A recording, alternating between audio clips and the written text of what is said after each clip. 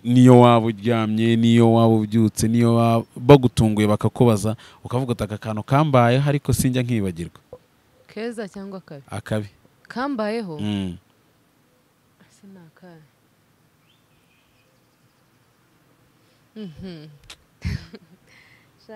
Ni muri primary ega bigeze kunkubita ngo kubera umuhungu yanyandikiye. yakwandikiye cyagabapuro bya chat paper bya primary by'abana. ninde wagukubise? Umwarimu. Naguhora ikize? Nta burenganzira wari ufite ze? Nago twenge nigaga mu kigo cy'aba ADPR. Rero like umuhungu yananyandikiye ngashira mu ikaye ya homework. Ndataha. Noneho kaza kugwa tugiye gusubmitinga amakaye umwana mugenzi wanjye aragafata. Byarambabaje kubera ko nararenganaga nta kintu wenda sinari prime urumva naziraga ko nta kajyanye kubivuga ngo dore banyandikiye. Bagukubita bakuziza ko umuhungu yakwandikiye. Mama wawe ni umuntu ukomeye kuri wowe cyane, ni role model urumva. Mama wanjye si ministry nta kintu ashinzwe urumva nyine mu ngeri zose ntago ari hari ariko ku buzima bwanjye ni byose. Ni umuyobozi kuri njyewe, ni umujyanama, buri kintu cyose nyine wakwigiraho nk'umurole model wawe aza yibanza akanikurikira. Ni ikihe kintu cyane kijya kikuza mu mutwe iyo utekereje kuri mama wawe? Kijya kinza mu mutwe? Yego. Asante sana, reka tubasuhuze kandi tubifurize icyumweru cyiza cy'umugisha, Pasika nziza ku bayizihiza bose cyangwa se abemeramana cyangwa se abemera yuko Kristo ari we wadupfiriye ku musaraba, by'umwihariko abakristo bagiye gusenga uyu munsi. Ni umugisha ukomeye kwibuka izuka ry'umwami wacu Yesu Kristo. Reka dusoze abantu bose bakunda ndetse bagakurikira Wisdom TV Rwanda umunsi ku munsi, by'umwihariko abantu baba mu Rwanda cyangwa se hanze y'u Rwanda ariko umunsi ku munsi bakarazwa inshinga no supportinga cyangwa se gushyigikira umurimo w'Imana ukorerwa kuri Wisdom TV Rwanda. Uyu munsi turi ku cyumweru, itariki ni 20, ni Pasika cyangwa se izuka ry'umwami wacu Yesu Kristo. Kristo yabambwe ku musaraba kugira ngo tubone ubugingo. Bavuga Pasaka. Bayita Pasaka. Ni Pasaka, ni Pasaka. Baze kutubwira numvisha navuga ngo ni Pasaka. Reka nyivugire mu Kinyarwanda nzi cyangwa se numva Pasika, sibyo? Uyu munsi turi kumwe n'umutumirwa wacu, ni umwari utamwaye. Nicyo Kinyarwanda bajya bakoresha. Yego. Yesu ashimwe. Ahimbazwe cyane. Umeze neza? Umeze neza. Iyo utasetse byagenze bite? Sinzi nyine ubuzima wari ubusanzwe. Zamura mikrofone. Ubuzima wari ubusanzwe, umuntu araseka agatuza bivanze. Wambaye neza. Murakoze. Gakwito keza, agashanete keza, kanditseho gute? Izina ryanjye Sharon. Sharon. Izina Sharon risobanura iki muri Bibiliya ariko? Muri Bibiliya? Akoze. Sinzi nigeze kubona, nago ndakora research neza ariko nimba ngo ni kibaya kidaturwa. Ubwo uri ikibaya kidaturwa. Ngiye Sharon se. Oya ngenzo umukobwa w'umwana mwiza. Umwana mwiza nako ukongeyeho. Nyine Sharon bisobanuye umukobwa w'umwana mwiza witonda. Mbere yuko dutangira reka turarikire abantu Fred Images. Abantu bakunda kwifotoza, bakora ibirori bitandukanye, ariko by'umwihariko bagakeneramo amafoto. Reka tubararikire Fred Images. N'abantu badufatira amafoto meza, amafoto utasanga ahandi. Ujya wifotoza? Ngo ni amafoto y'uruhehemure. Ni amafoto y'uruhehemure. So, twari turi mu bihe rero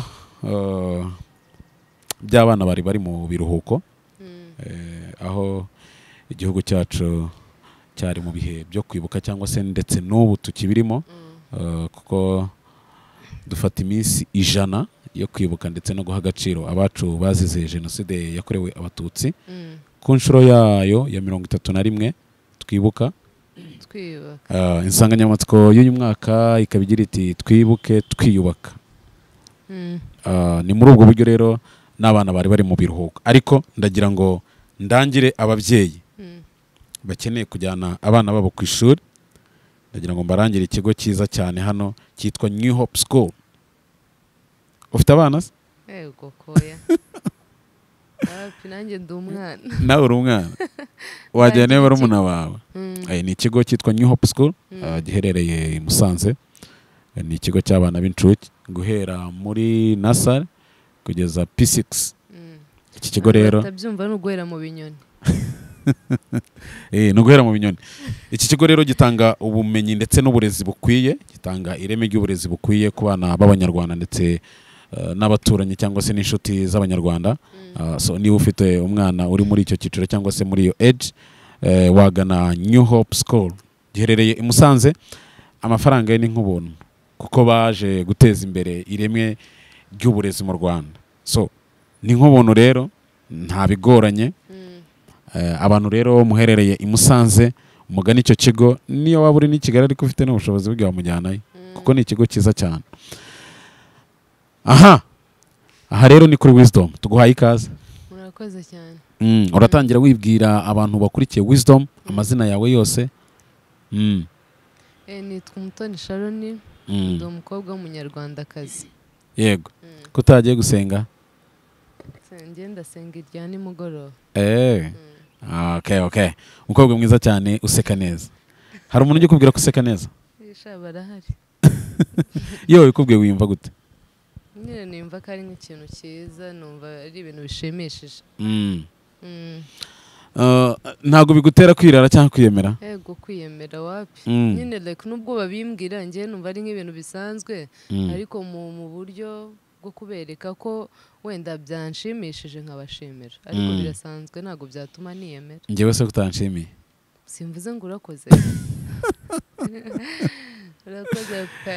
Mu kiganiro cy'ubushize twakoranye na Nzovu, abantu baravuze ngo umukobwa mwiza uzamugarure wenyine. Yego. Niyo mpamvu nakugaruye rwo. Niyo mpamvu nakugaruye. Abantu benshi basabye yuko wagaruka. Nabo bakoze kungirira icyizere nkagaruka. Maze mikoro komeze uyifatirane kugira ngo abantu babashe kumva iyo sound yawe neza. Barebe umukobwa useka neza. Uyu mukobwa ari mu itsinda rigize Shali TV show. Abantu bagende bakore subscribe kuri channel ya Shali TV. Abakunda Wisdom natwe badukunda kugira ngo bajye mwebwe mwagaragaje ko mumukunda, mugende hari ahantu hariho sub zitari nyinshi, bazigire nyinshi, bakandeho ziyongere kugira ngo batange umusanzu ibiganiro byanyu mutambutsa kuri Shali TV show bijye binyuraho umunsi ku munsi.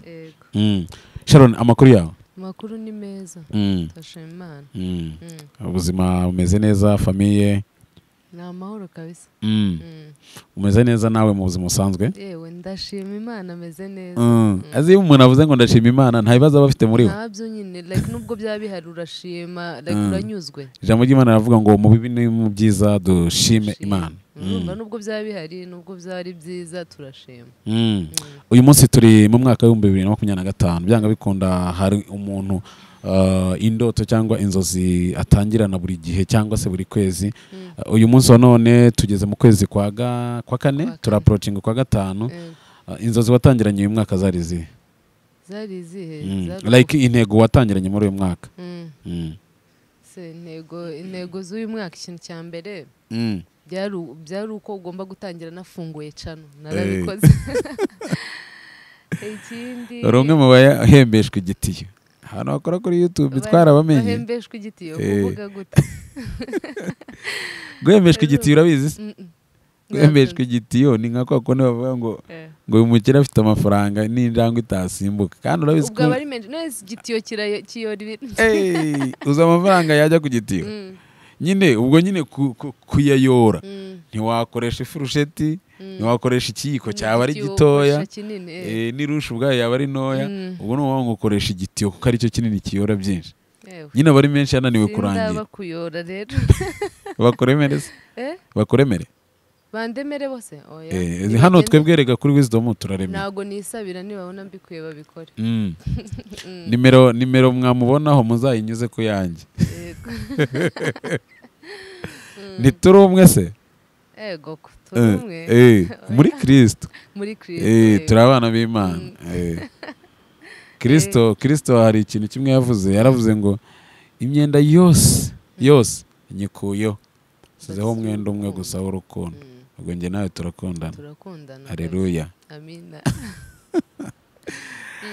uyu munsi nk'umukristo wakiriye Yesu nk'umukiza w'ubugingo bwawe Pasika isobanuye iki ku buzima bwawe wowe nkawe ku giti cyawe Pasika ibisobanuye ibintu byinshi ariko mu magambo make numva ko ari izuka rya Yesu nyine kwibuka urupfu rwiwe yongeye kuzukira muri twebwe nyine abamwizera kwizera k'umukristo guturuka kuki kwizera ubundi guturuka ku kwemera niba wemera Yesu nk'umwami n'umukiza wawe ni ngombwa ngo unamwizere ko ashoboye cyangwa buri kimwe yagikora kuko wamwemeye ase bishoboka yuko umuntu yakwemera ndetse akizera Kristo ataramubonesha amaso ku maso bibaho natwe tumwizera ntabwo turamubona amaso ku maso ugenda umubona mu buzima bwawe mu byo agukorera ukura hehe icyo cyizere cy'uko Kristo ari umwami w'ubugingo bwawe yagupfiriye kandi utaramubona amaso ku maso ubundi icyizere cya mbere nkikura ku buzima bwanjye baravuga ngo impano ya mbere ni ubuzima kuba mpumeka nta wundi muntu nyine wampaye ubwo buzima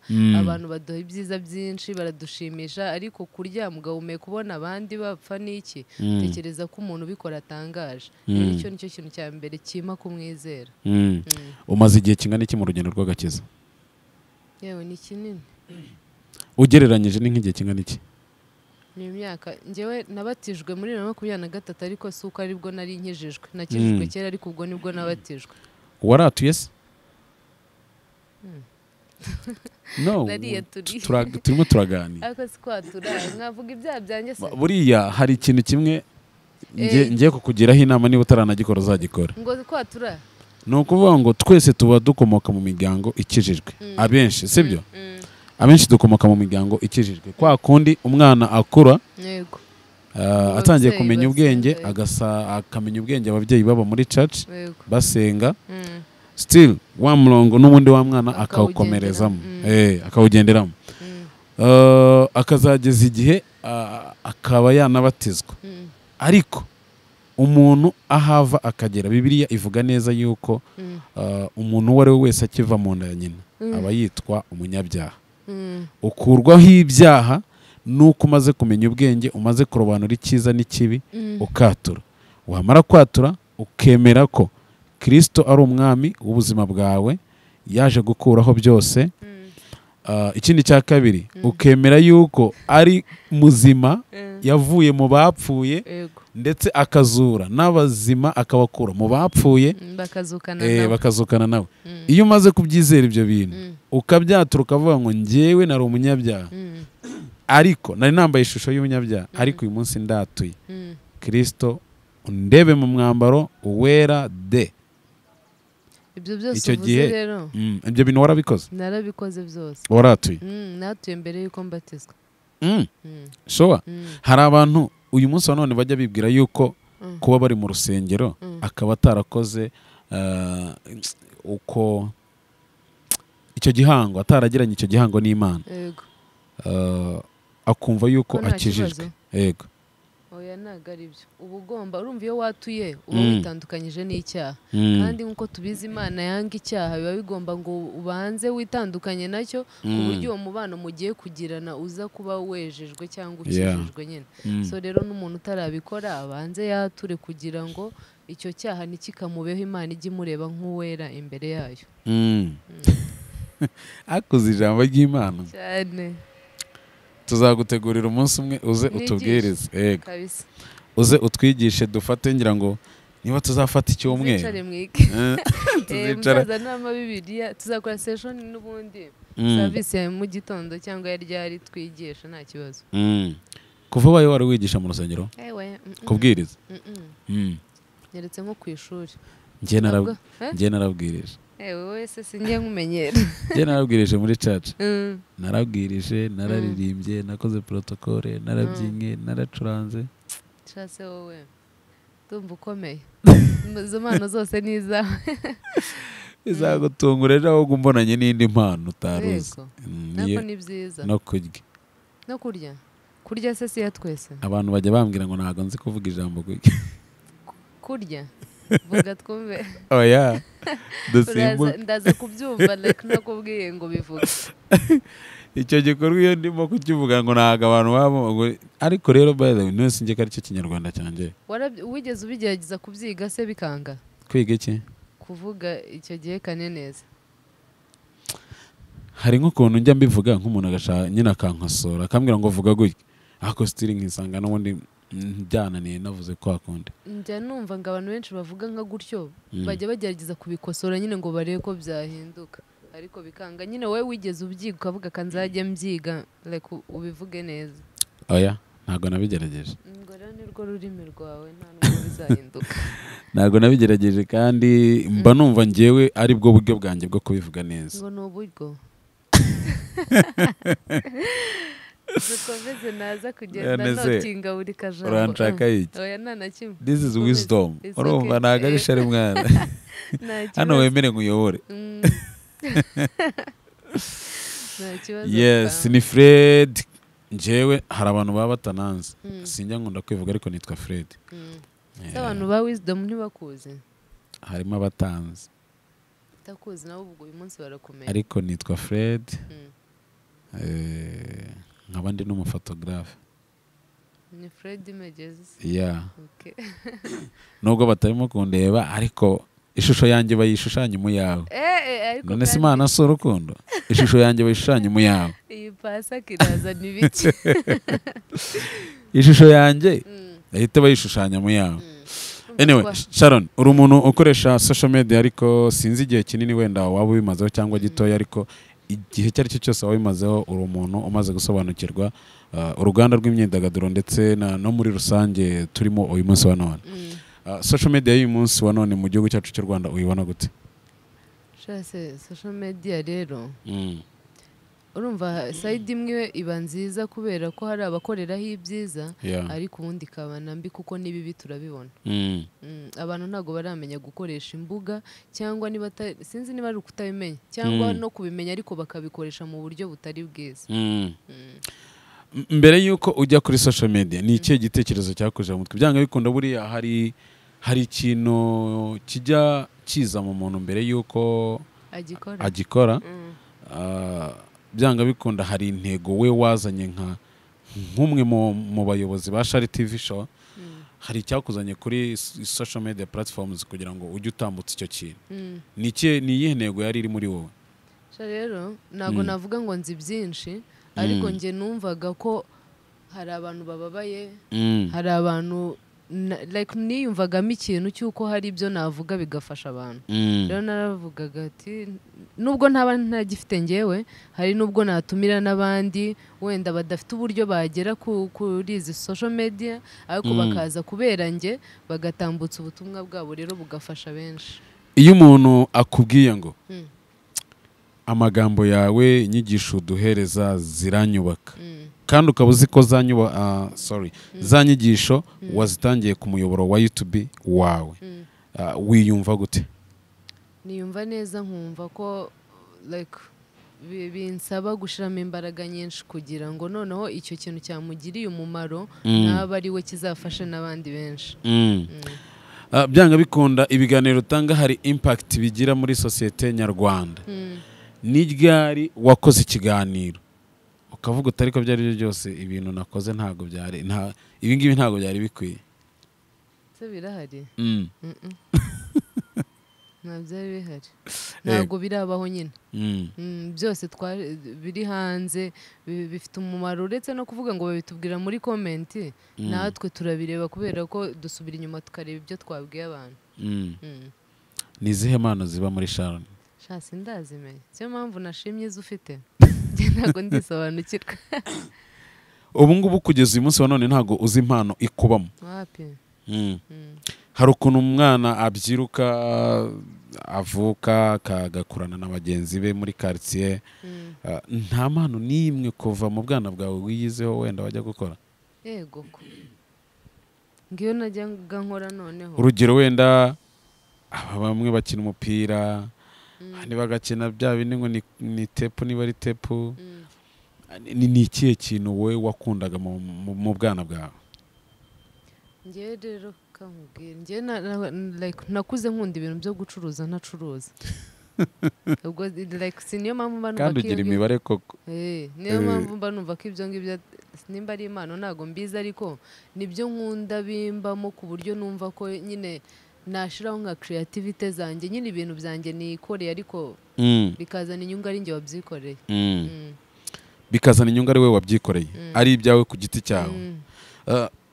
Uyu munsi wa none hajeho ikintu cyo kwihangira umurimo cyangwa se nibyo twigaga bya entrepreneurship sibyo, creating our own jobs sibyo. Uyu munsi wa none wumva iyo hatabaho nk'icyo kintu wenda bigendanye na vision cyangwa se vision y'igihugu cyacu ngo gishyire icyo kintu cy'umuntu kuba yakwihangira umurimo, wumvaga ari nk'akahe kantu kawuzahanga ukagakora kavuga kitiriwe Sharon? nagari pe kubera ko ushobora kunga mu byandi ukareba ikintu umuntu yakoze ukavuga okay niba yaragikoze gutya nanjye nshobora kubigenza gutya nkongera amaka cyangwa nanjye nshobora kubikora mu buryo bwanjye.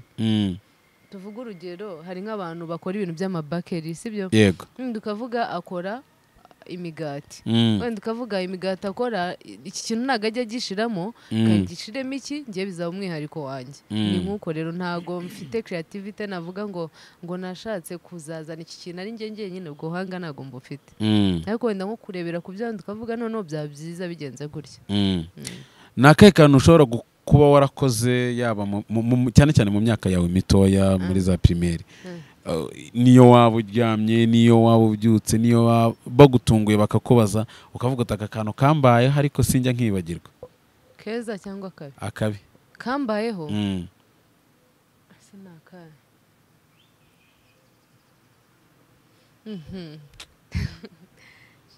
ni muri primary ega bigeze kunkubita ngo kubera umuhungu yanyandikiye yakwandikiye cy'agapapuro bya chat paper bya primary by'abana. Ninde wagukubise? Umwarimu. Naguhora ikize? Nta burenganzira wari ufite ze? Nago twenge nigaga mu kigo cy'aba ADPR rero like umuhungu yananyandikiye ngashira mu ikaye ya homework ndataha noneho kaza kugwa tugiye gusubmitinga amakaye umwana mugenzi wanjye aragafata agashyira ati curumva ntago byari byemewe barankubise n'uwo muhungu mane sinjya mbyibagirwa. Yegereza mikoro neza. Byarambabaje kubera ko nararenganaga nta kintu wenda sinari prayinze rumva naziraga ko nta kajyanye kubivuga ngo dore banyandikiye bagukubita bakuziza ko umuhungu yakwandikiye agapapuro waragasomye se? Hai ngo friend ngira ngo ni bya shari n'ibyari biriho n'uturabo. Waramusubije se? Kubera sene kumusubiza iki none uwo muntu ntabwo namukundaga like ibintu bya primary simbizi njye nagiraga amahane none n'abahungu twajyaga turwana ubwo rero sinzi nk'ukuntu yanyandikiye ntabwo nari kumusubiza. Wagiraga amahane cyangwa n'ubu uracyagira? Oya ubu nditonda nabaye mukuru. Ingeso y'umuntu ntabwo igishira ngo iki umuntu arakura kankure. Ingeso y'umuntu uko byagenda ko ariko kose ntago yashira. Hari ibintu ukora kubera ubwana none iyo ukuze use unarwana wenda nk'ayo mahane yaza ariko mu yindi situation umuntu yakwandikira ngo wenda ngo urarakaye cyangwa uratonganye simbizi. Nk'umuntu yagukoreye ikosa uriactinga gute? Quick cyangwa utinze? Biterwa n'iryo kosa bigaterwa n'umubano mfitanye n'uwo muntu. Hari umuntu nkorera ikosa as much as atari closer kuri njyewe nabifata nk'ibisanzwe nyine. Muri wowe ugira ko babarira? Umuntu agukoreye ikosa mubabarira? Like narabyize ubu ngubu ndababarira. Ni irihe kosa wumva nk'umugabo wenda urugero ugejeje nk'igihe cyo gushaka ukaba ufite umugabo mwashakanye, ni nk'irihe kosa wumva yagukorera kumva utamubabarira? Ntari hari kandi nariyemeje gushakana nawe tukabana ngomba niyemeje kwihangana nyine ntari hari. Urakunda? Ndakunda. Ujya ugira urukundo muri wowe? Yego sindi umuntu se. Ubu ushobora guhura n'umusore ukamukurashinga? Reka ntago njya ngira crash. Oya hari ibintu bibaho bakavuga ngo abahungu twebwe nitwe dukunda tukanatera imbere tugatera intambwe tukabwira abakobwa sibyo? ariko njye hari ikibazo nshaka kwibariza niyo yaba atari kuri wowe sibyo ntabwo umukobwa yakunda umuhungu ngo atambuke nawe abimubwira ati njye nagukunze kandi ari byo biriho birahari n'abakobwa barabikora ariko uwo ntabwo ari Sharon. wowe byasaba iki Yesu se ntacyo byasaba ubwo batanya approachinze naguma gutyo. urumva batarimo kwikunda ntabwo ari ukwikunda none se yewe sinangiye kuzana ibyo muri Bibiliya kambireke ariko nanone nk'uko tubizi umugabo niwe ugomba ku approachinga umugore.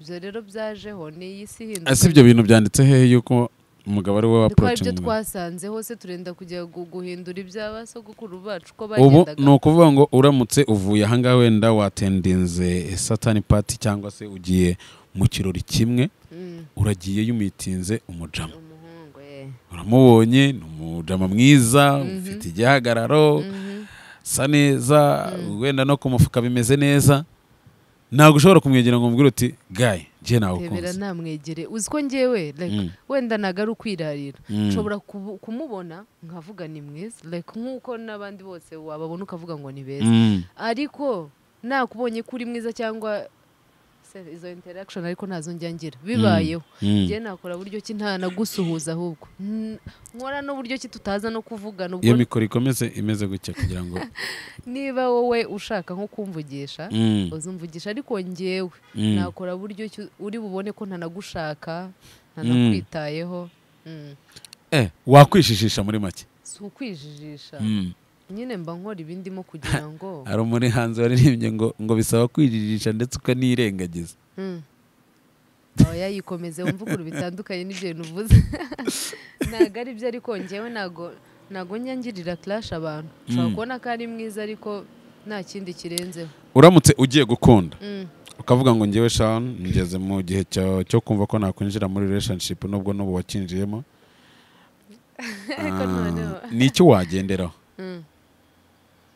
ni izihe karite cyangwa se like ni iyihe structure wagenderaho mu guhitamo umuntu muzabana tuzabana njye ntabwo bigoranye ikintu cya mbere akijijwe aguha umwanya akanakwereka ko akubashye ubwo kuguha umwanya no kukubaha nibyo like biclassifyinga n'urwo rukundo ni ukuvuga ngo yaba afite amafaranga yaba atayafite ariko ibyo ngibyo umbwiye abyubahiriza mwakundana amafaranga ntago yubaka uri umwe mu bakobwa numvise bavuga yuko amafaranga atubaka ntago yubaka ahari arubaka atanahari kandi n'urugo rurubakwa ibyo bintu bikubarije inyuma ya kamera wabisubiramo yego kubera iki se ngaho ibibazo ibintu mvugiye kuri kamera ahubwo ari naho nari guceceka abasore rero muri tayari muzi gutanga umwanya ikintu kimwe komeza abasore bazi gutanga umwanya bazi gukunda ikindi ni igiki hayi ntabyo nzi ushatse kuvuga iki ngo baze hano musubire muri iyo voice iye yatambutse bagerageze bashake wenda ko babona abakobwa batekereza nkanjye nyine ariko njye ntabwo ndi ku isoko genda za kugushakira umugabo inde njyewe kandi muze ngo sindi ku isoko ntabwo mushaka ubu nk'uwaye umugabo wamwanga reka ntabwo mushaka pe cyo ngaho none se gushaka urabyanze ntabwo uzashaka se nzashaka ariko igihe si iki kandi ntabwo nta muntu uzanshakira nzishakira igihe ni gihari kirahari ariko si iki nyine uyu mukobwa tumwatuyeho umugabo wo mu diaspora oya kubera iki kubera iki atari umunyarwanda cyangwa atari umukongomani ushaka kujya nyine bwo icyo nkubwira ibyo bihugu cyangwa i Burundi ubwo nshatse kuvuga ibyo ari byo byose ntabwo ari kamara umudiyasipora uyu munsi wa none byanga bikunda hari umuntu uri role model ku buzima bwawe yaba mu miyoborere y'igihugu cyacu yaba mu buzima bundi busanzwe ni uwuhe muntu ujya ufata nk'icyitegererezo ku buzima bwawe mama wanjye wow mama wawe ni umuntu ukomeye kuri wowe cyane ni role model urumva mama wanjye si minisitiri nta kintu ashinzwe urumva nyine mu ngeri zose ntabwo ari hari ariko ku buzima bwanjye ni byose ni umuyobozi kuri njyewe ni umujyanama buri kintu cyose nyine wakwigiraho nk'umurole model wawe aza yibanza akanikurikira ni ikihe kintu cyane kijya kikuza mu mutwe iyo utekereje kuri mama wawe kijya kinza mu mutwe yego mba numva urukundo muha rudahagije kandi ndamukunda wow nyine mba numva nshaka kumukunda cyane cyane kandi ndamukunda n'ubundi ko tuzi yuko abakobwa cyane cyane bahereza urukundo rwabo cyane cyane bahase kurusta ba nyina wowe bimeze bite kuri wowe oyanjye ni mama wanjye kubera ko niwe twabanye cyane niwe mama ni nawe na papa ariko na papa arahari hari abakoresha imvugo bakavuga ngo abahungu na ba nyina sibyo uramutse ushakanye n'umugabo mugashakana kunda mama we cyane bigendanye nk'ukuntu wowe nawe fata uburemere bw'ukuntu umukunda n'ukuntu byumva yuko urwo umuha rudahagije ugaramuka ushakanye n'umugabo nawe ukunda mama we muri ubwo buryo wakumva umeze gute muri wowe si mama we se si mabukwe wanjye se urumva nanjye ni mama wanjye twamukundanye like ntabwo byanyafekta ni umubyeyi sinzi nk'ukuntu urumva nta experience irenze mfite ariko hari nk'ukuntu numva like ngo umugabo iyo yashatse uruhare runini ruza ku mugore we n'iki of course rugomba kuza nk'umuntu mwaje kubana ariko ntekereza ko muba mwabaye umwe ntabwo yahindura side yo ku muryango wawe ugomba kumukunda ahubwo ukanarenzaho ibi bintu ntago kamera ntago video y'igisasa ibi bintu uvuga ni ukuri akuze surareba ku maso wenda ndi kubeshya ni ukuri kabisa mwana umubyeyi niwe wa mbere uratekereza umubyeyi uba waragutwise umugore mwamenyanye mukuze mugahitamo gushaka nagaje guhindura ibintu ntabwo ari byo umubyeyi always the best ni umuntu ukomeye cyane ku buzima bwacu twese nanjye nkunda mama wanjye cyane kabisa biragaragara kubera oya biragaragara turabibona nyine ni ukubera icyo uvuze neze biragaragara hari umama ureba ahangaha kandi se singiye ubizi ntabwo mvuze kuri kamera njye na buri munsi ndamupostinga hari abantu bigize kumbwira ngo ninkomeza gupostinga mama wanjye cyane nzabura umugore tuzabura umugore ibyo bintu wemeranya nabyo oya sibyo nopozaga se ntabwo bishoboka mani umuntu utanakunda mama we afite ikibazo nubwo yaba yaragukoreye ikintu kimeze gute mani tunakuyo biranga gutwita ngo amezi 9 nubwo tuzi ko ari urugendo rutoroshye tekereza umuntu ukurera kuva utazi kuvuga utaramenya amenyo nta kintu uzi winyarira ukinera mpaka ugakuruka like nawe ukaba warira utekereza uwo muntu twebwe rero abagabo igitsina gabo nk'urugero nkanjye ngiye mfite ababyeyi bombi bose barahari babana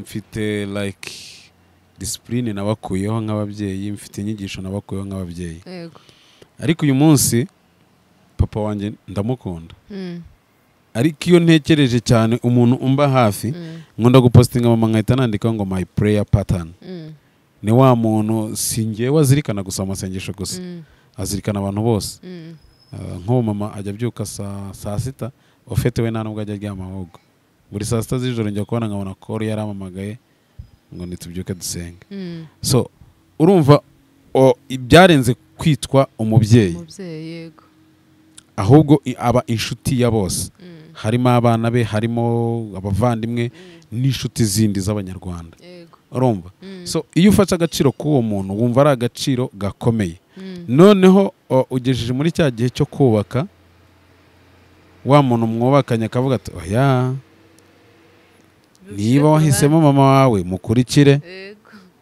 ndi umugore wawe urwo rukundo rwose uhereza mama wawe ntabwo uzarumuha ngo nanjye urumenyere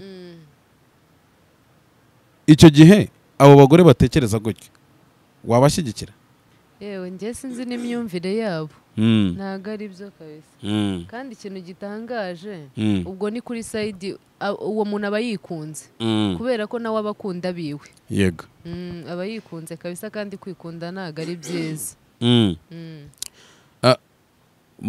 byanga bikunda mu ndirimbo zihimbaza Imana urazikunda ndetse n'izivuga ku buzima busanzwe bwo mu isi yabo urukundo n'iki nazo urazikurikira nuhe muhanzi uririmba indirimbo za sekira cyangwa se indirimbo zisanzwe zitahimbaza Imana wakuze ukunda nakuze nkunda yego so nakuze nkunda nte ibya kera nsubimbaza ntabwo mbyibuka ariko nkunda Ariel Ways na Juno like indirimbo nyine ariko Ariel wenda namukunda personage ni iki cyaguteye kumukunda cyane Mai agira ijwi ryiza ni umwana mwiza nyine mbona ari umwana mwiza tu ni iyihe ndirimbo ye ukunda cyane? yewe zose by'umwihariko suniye 10 days yego nyine ifite amagambo meza noneho hari n'ukuntu indirimbo nubwo yaba itari n'ubundi bari nziza ariko noneho na beat yayo igenda gake ni nziza nyine agira indirimbo nziza cyane. Mu gihe uri mu rukundo nk'umukunzi wawe yababaye ni nk'irihe jambo wamubwira? byaterwa n'icyamubabaje mani. No twasiyuminga aka kanya uri mu rukundo sibyo? iyo mikorofone nyumve aka kanya uri mu rukundo ukoze nk'ikintu wenda kitari cyiza umukunzi wawe arababaye nshaka rya jambo riri attractive rya attracting umukunzi wawe akumva akavuga ati so iki kiremwa ubu ngubu nakongera kubabara koko kimbwiye gutya. ariko se noneho kuri kamera oya nta kibazo ubu ni ubuzima turimo kuganira sibyo? kandi twe expectinga ko amagambo tuvugira hano hari abo afasha sibyo? nawe uwo muntu usa nyumva ibyo mvuga azagenda bivuge no ushobora kumubwira akagendera kuri uwo murongo akavuga ati hari amagambo runaka asa n'aya nakoresha. shangiye ariko nta nubwo arenze ngo ari attractive ubwo attractive wabishize ku rundi rwego. nshobora kuvuga ngo sorry bebe reka kuvuga ibyanjye nyine ndashaka ngo ugendere muri wa murongo nyine. ntago wavuze ngo biri attractive sibyo? kandi rero nshobora no kubivuga like bitari attractive cyangwa like bisanzwe ariko bitewe n'ukuntu nabivuzemo akumva ko nyine ntazonge nge like nkunda gusaba umuntu wanjye iyo mfite umuntu wanjye namubabaje oya ntaribi wanakoresha ukunda gusaba umuntu wawe ariko noneho wowe navuze ngo iyi pasika sinzi urumva. iyi pasika ni nziza cyane yatubereye nziza. nshobora kumubwira ubundi ikintu cya mbere ni ugusaba imbabazi. nange mbabarire nakubabaje ariko ntago nzongera ntago nari nabigambiriye. gashiraho kandi agukunda wenda like iyo umuntu yarakaye kumubwira ko umukunda bikamingisha down. rero iyo ugashize ahita yumva ko ibyo aribyo byose ntabwo ari ikintu wagambiriye cyangwa like byabayeho. byanga bikunda uyu munsi wa none ushobora kuba uri mu rukundo cyangwa utanarurimo ariko wararwigeze. ni ryari umuntu yigeze kukubwira ijambo ryiza? ni irihe jambo umuntu mukundana yigeze kukubwira ukumva ubuze irindi warenzaho? ni menshi mani aba ari menshi none umuntu muraganira rero nka gutyo ibintu aba akuganiriza n'icyo amagambo aba ari menshi. hari igihe umuntu akubwira ikintu si ngombwa kubivuga noneho hari igihe umuntu akubwira ikintu like kavuga wow ni iyihe moment utajya wibagirwa hagati yawe n'umuntu mwakundanye tutitaye ko ari uyu munsi mukiri kumwe tutitaye ko mwatandukanye? hari moment buriya ziri memorable mu mutwe w'umuntu sibyo? ni iyihe moment ujya wicara ukavuga uti sinshaka ngo mentioning uwo muntu cyangwa mentioning icyabaye ariko ushobora kuvuga uti igihe iki n'iki man umuntu yigize kunkorera iki kintu numva nanjye mbaye speechless. speechless ubwo urashaka kuvuga iki? nyine urishimye bya byishimaho uvuga ngo mbuze icyo ndenzaho. fire man ese urashaka ibintu byose mbishyire hano? ibizi ntabyo turimo turaganira. ku itariki ndavuga itariki zonyine nta nubwo ndivuga icyabaye nk'uko wabibwiye n'umuntu simuvuga. yego ku itariki 14 z'uku kwa kabiri like I was speechless.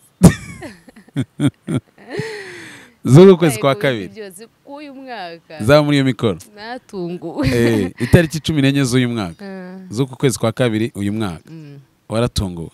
habaye iki? wambwiye icyo kintu sinyivuge simvuge n'umuntu nyine umuntu yarantunguye tu. uwo muntu ahantu ari rwose Imana imu blessing kabisa. njye musabiye umugisha ni ukuri abe blessed ibihe byose ni ukuri buriya niba hari ikintu gikomera ni ukubona umupatana ariko akaba na best friend umuntu yagukoreye icyo kintu ariko nanone sinibaza yuko iyo utandukanye n'umuntu wenda urugero mwakundanaga cyangwa se mwari inshuti byaba beef hari ikintu utekereza umuntu mwakundanye yagukorera ukamwanga ukavuga uti nta nubwo nkifuza kumubona mu maso yanjye nta gihari kubera ko muri mu buzima ego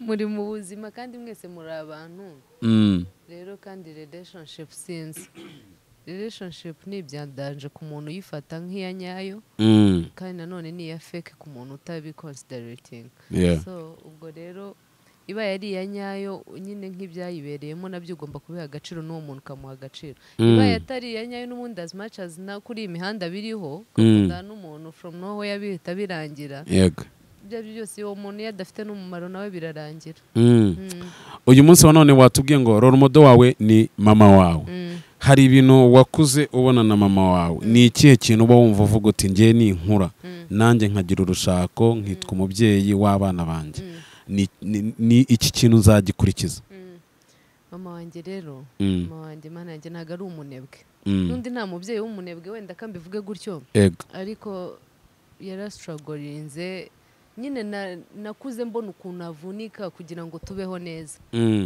atari wa mwana ushobora gukena ikintu cyangwa ngo agikumbure handi umwana ashobora kuvuga manda ashaka iki ako kanya ukahita ukibona kandi ubuzima atari na bwiza rero yarakoze cyane rero nanjye mba numva imbaraga namubonanye nanjye ngomba kuzazigira nyine nkakora cyane kugira ngo ubuzima bube bwiza nirihe jambo wamubwira kano kanya I love you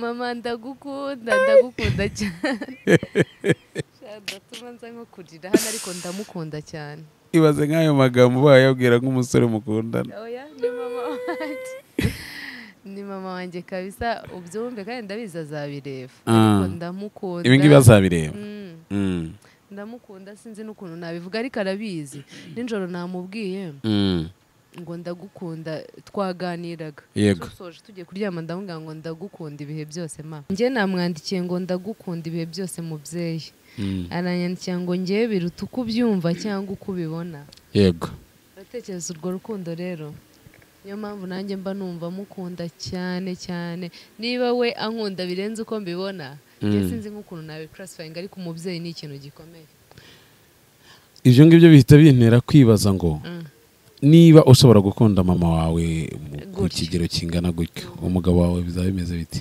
yewe umugabo se ariko ubundi umuntu wa mbere ni mama utabyumva gutya n'ubundi n'umugabo wanjye nzamukunda ariko mama ni ndasimburwa ikibasumba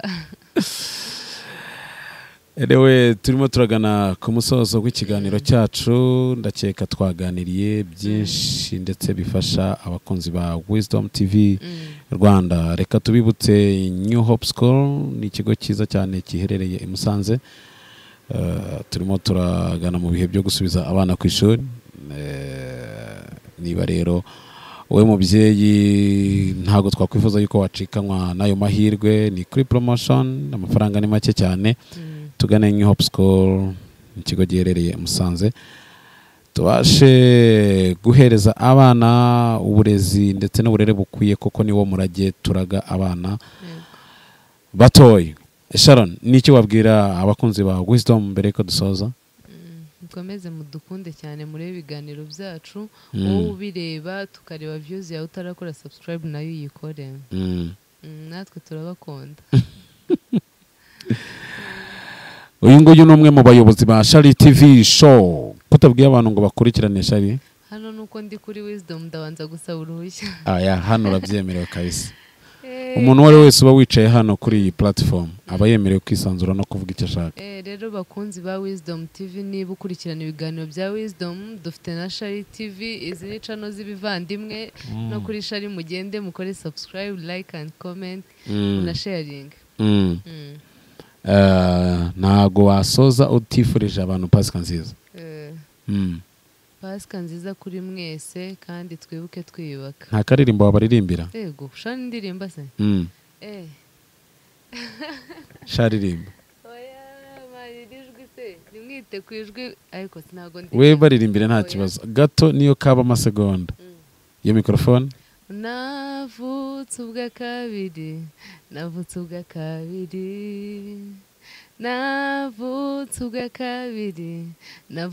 kabiri amazi amaraso n'umwuka navutse ubwa kabiri nuko rero mwumve namwe wavutse ubwa kabiri akakadirimba kinjoyinge nuko wareshyaga nuko nareshyaga umwami Yesu ukomeza kuvukira muri mwebwe. Sana reka dushimire abakunzi ba Wisdom TV Rwanda by'umwihariko abadushyigikira umunsi ku munsi mukande n'akanyenyeri kugira ngo dukomeze kubahereza show bakanda akanyenyeri n'uwumva ibiganiro tuguhereza hari ikintu bigufasha by the way mujye mukanda ko kanyenyeri kabisa. So abantu bifuza amafoto meza niba ufite ubukwe dore turimo turagana muri Sama niho dukora ibirori byinshi bitandukanye. Niba rero ukeneye photographer watugana ni Fred Images nimero ni 82378155 Fred Images kuri Instagram ni Fred Images, TikTok ni Fred Images, Twitter ni Fred cyangwa se ni X ni 0782378155 ni Fred Images photography. Dukomeze dukande subscribe, dukore share, like and comment kuri Wisdom TV Rwanda kugira ngo dukomeze kubana mu biganiro byacu umunsi ku munsi. Mwarakoze cyane guhitamo umuyoboro mwiza wa YouTube ubabereye. Dukore subscribe kuri Shali TV show kugira ngo nabafatanya bikorwa bacu kugira ngo tubane nabo umunsi ku munsi. New Hope School dukomeze kubashyigikira cyangwa se dukomeze kujyana y'abana kugira ngo bakomeze kubona uburere bukwiriye ndetse n'ubumenyi ngiro igihugu cyacu uyu munsi wa none gikeneye mu Rwanda rw'ejo. Mwakoze kubana natwe diaspora mukomeze gukanda subscribe dukomeze gusharinga ibiganiro byacu kugira ngo bibashe kugera kure birebwe. So reka dushyiraho akadomo k'uyu munsi. Peace ku bafana mwese aho muri. Bye aho muri. Asante dusubira ubutaha.